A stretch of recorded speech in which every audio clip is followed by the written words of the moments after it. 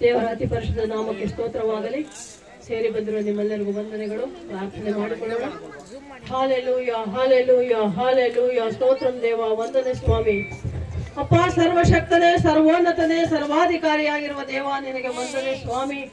ಪ್ರೀತಿ ಸ್ವರೂಪನು, ನೀತಿ ಸ್ವರೂಪನು, ಜೀವ ಸ್ವರೂಪನು, ಚೈತನ್ಯ ಸ್ವರೂಪನಾದ ದೇವರು ನೀನಯ್ಯ, ನಿನಗೆ ವಂದನೆ ಸ್ವಾಮಿ. ಕೃಪಾ ಸತ್ಯ ಸಂಪೂರ್ಣನಾದ ದೇವರೇ, ನಿನಗೆ ಸ್ತೋತ್ರ. ಅಪ್ಪ, ಈ ದಿನ ಶುಭ ದಿನ, ವಿಶೇಷವಾದ ದಿನ ಸ್ವಾಮಿ. ನಿನ್ನ ಪ್ರಿಯ ಮಕ್ಕಳು ದೇವರಾಜ್ ಮತ್ತು ಗಂಗೋತ್ರಿ ಜೀವನದಲ್ಲಿ ಅದ್ಭುತ ಕಾರ್ಯವನ್ನು, ಶುಭ ಕಾರ್ಯವನ್ನ ಮಾಡಿ, ವಿವಾಹ ಕಾರ್ಯವನ್ನ ಮಾಡಿ ಅಪ್ಪ, ಮಕ್ಕಳನ್ನು ದಂಪತಿಗಳನ್ನಾಗಿ ನೀನು ಮಾಡಿದ್ದೀಯಪ್ಪ, ನಿನಗೆ ಸ್ತೋತ್ರ. ನೂತನ ವಧುವರರನ್ನು ಆಶೀರ್ವದಿಸಿರಿ. ಮುಂದಿನ ಜೀವಮಾನವೆಲ್ಲವೂ ಅಪ್ಪ ನಿನ್ನ ಮಕ್ಕಳಾಗಿ, ನಿನ್ನ ಸಾಕ್ಷಿ ಮಕ್ಕಳಾಗಿ ಜೀವಿಸುವಂತೆ ಸಹಾಯ ಮಾಡು ದೇವ. ವಾಕ್ಯದಲ್ಲಿ ನಾವು ನೋಡಿರುವ ಪ್ರಕಾರ ಈ ಕಾರ್ಯವು ಯೆಹೋವನಿಂದಲೇ ಆಯಿತು. ಆದಿಕಾಂಡ 24:50 ನೋಡ್ತಾ ಇದ್ದೇವೆ.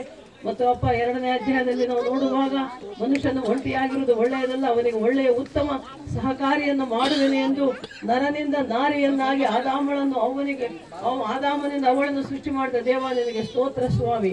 ಅಪ್ಪ, ಈ ಮಕ್ಕಳು ಕೂಡ ಮುಂದಿನ ಜೀವಮಾನವೆಲ್ಲ ಒಬ್ಬರಿಗೊಬ್ಬರು ಸಹಾಯ ಸಹಕಾರ ನೀಡುತ್ತಾ ಪ್ರೀತಿಯಿಂದ, ವಿಶ್ವಾಸದಿಂದ, ಅನ್ಯೋನ್ಯತೆಯಿಂದ, ನಂಬಿಕೆಯಿಂದ, ತಾಳ್ಮೆಯಿಂದ, ಸಹನೆಯಿಂದ ದಾಂಪತ್ಯ ಜೀವನವನ್ನು ನಡೆಸಿಕೊಂಡು ಹೋಗುವುದಕ್ಕೆ ಸಹಾಯ ಮಾಡು ಸ್ವಾಮಿ.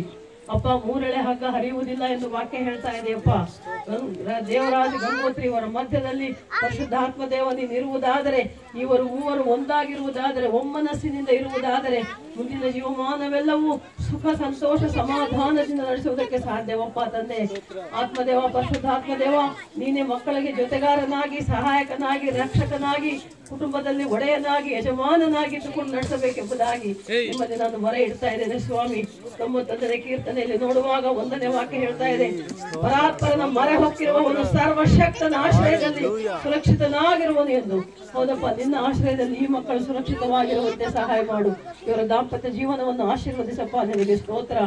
ಅಪ್ಪ, ಗಂಡನಾದವನು ಹೆಂಡತಿಯನ್ನು ಪ್ರೀತಿಸಬೇಕು, ಹೆಂಡತಿಯಾದವಳು ಗಂಡನಿಗೆ ಅಧೀನಳಾಗಿರಬೇಕು ಎಂದು ನಿನ್ನ ವಾಕ್ಯ ಹೇಳುವ ಪ್ರಕಾರ ಒಬ್ಬರನ್ನೊಬ್ಬರು ಪ್ರೀತಿಸುತ್ತಾ, ಒಬ್ಬರನ್ನೊಬ್ಬರು ಗೌರವಿಸುತ್ತಾ, ಒಬ್ಬರನ್ನೊಬ್ಬರು ಸಹಾಯ ಸಹಕಾರ ನೀಡಿಕೊಳ್ಳುತ್ತಾ ಜೀವಿಸುವಂತೆ ಸಹಾಯ ಮಾಡಪ್ಪ ದೇವ, ನಿನಗೆ ಸ್ತೋತ್ರ. ಆತ್ಮದೇವ, ಪರಿಶುದ್ಧಾತ್ಮದೇವ, ನಿನ್ನ ಪ್ರಸನ್ನತೆಯಲ್ಲಿ, ನಿನ್ನ ಸಮ್ಮುಖದಲ್ಲಿ ಈ ಶುಭ ಕಾರ್ಯವನ್ನು ನಡೆಸಿದೆಯಪ್ಪ, ನಿನಗೆ ಕೋಟಿ ಕೋಟಿ ಸ್ತುತಿ ಸ್ತೋತ್ರಗಳು ಸ್ವಾಮಿ. ಅನೇಕ ದಿನಗಳಿಂದ ನಾವು ಪ್ರಾರ್ಥಿಸಿದ ಮೇರೆಗೆ ಈ ಒಂದು ಒಳ್ಳೆಯ ಶುಭ ದಿನವನ್ನ ಅಪ್ಪ ನಿನ್ನ ಪ್ರಿಯ ಮಕ್ಕಳು ನೇಹಿಮೆಯ, ನಾಗರಾಜ್ ಮತ್ತು ಸಾಕಮ್ಮಳ ಜೀವನದಲ್ಲಿ ಕೊಟ್ಟಿದ್ದೀಯಪ್ಪ.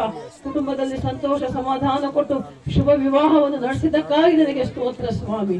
ಹೌದಪ್ಪ, ಅದೇ ರೀತಿಯಲ್ಲಿ ಅಪ್ಪ ಲಾಜರು ಮತ್ತು ಚಂದ್ರಕಳವರಿಗೆ ದೇವರಾಜನನ್ನು ಕೊಟ್ಟು, ಆ ಮಗನಿಗೆ ಗಂಗೋತ್ರಿಯನ್ನು ಕೊಟ್ಟು ವಿವಾಹ ಕಾರ್ಯ ಮಾಡಿ ಆ ಕುಟುಂಬದಲ್ಲಿ ಶುಭ ಕಾರ್ಯ ಮಾಡಿದ್ದಕ್ಕಾಗಿ ಸ್ತೋತ್ರ ಸ್ವಾಮಿ. 2 ಕುಟುಂಬಗಳು ಒಂದಾಗಿರುವಾಗ ಅಪ್ಪ ಎಲ್ಲರೂ ಕೂಡ ಸಮಾಧಾನದಿಂದ, ನೆಮ್ಮದಿಯಿಂದ ಜೀವನವನ್ನು ನಡೆಸುವಂತೆ ಸಹಾಯ ಮಾಡಿರಿ.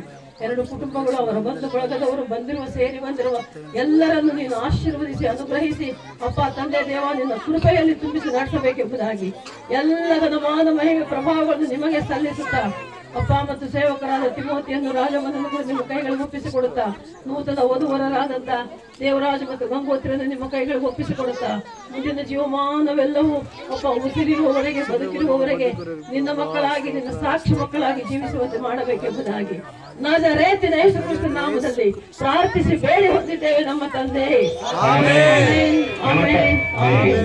ನಮ್ಮ ತಂದೆಯಾದ ದೇವರ ಪ್ರೀತಿಯು, ರಕ್ಷಕರಾದ ಯೇಸು ಕ್ರಿಸ್ತನ ಕೃಪೆಯು ಮತ್ತು ಪರಿಶುದ್ಧಾತ್ಮನ ಸಹವಾಸವು, ಅನುಮತಿಯು ಸದಾಕಾಲ ಈ ಕುಟುಂಬದ ಜೊತೆಯಲ್ಲಿ ನಮ್ಮೆಲ್ಲರೊಂದಿಗೆ ತಿಳಿಸಿ ಕಾಯ್ದು ಕಾಪಾಡಲಿ. ಓಕೆ, ಸ್ತೋತ್ರ ಮಹಿಮಕ್ಕೆ ತಂದ್ರೆ. ಹಾಗೆ ಮಧ್ಯಕ್ಕೆ ಬರ್ತಾ ಇದ್ದಾರೆ, ಲಾಸ್ಟ್ ವರೆಗೂ ಚಿವರಿವರೆಗೂ ಇస్తారు. ಈ ಚೇತನವನ್ನ ಅಕ್ಕಿ ಕಾಳು ಅತ್ಯಂತ